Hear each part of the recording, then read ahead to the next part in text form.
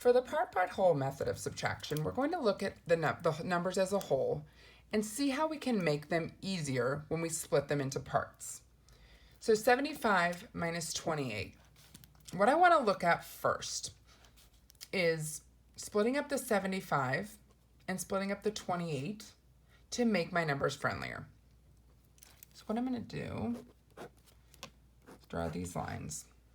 Now, before I do anything, before I decide how I want to split them, because I obviously have lots of different options in how I want to split them, 70 and 5, 20 and 8, I have to look at something first before I do that, because 70 and 5 and 20 and 8 come to mind first. But before I do that, I look and see, I can subtract the 10s, 70 minus 20, but if I do split it up, I cannot do 5 minus 8. So I need to figure out a different way to split up 75. So what I'm going to do is I'm going to put 15 here and 60 here, and let me explain why. So when I went back and looked, I saw that 70 minus 20, I can subtract that, no problem, subtracting the tens places. But I know I cannot subtract 5 minus 8.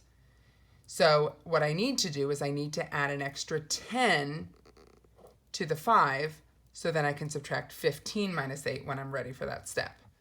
That being said, if 15 is one of my parts of 75, then 60 would be the other part, because 60 and 15 equal a total of 75.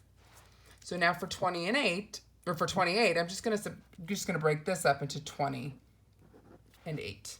The purpose of the part-whole method in general is, like I said, is to, make the numbers easier and friendlier.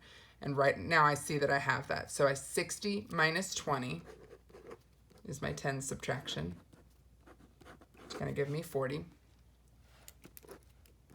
And now I can look at the ones. 15 minus 8 equals 7. And what I'm going to do now is I'm actually going to add these two numbers, but it's really more putting them back together, because obviously this is a subtraction problem. So not to be confused with adding them back together, I'm just putting them back together. Because what I did is I took them apart. In my part-whole process, I took the big numbers, the whole numbers apart. Now I'm putting the parts back together to make the whole.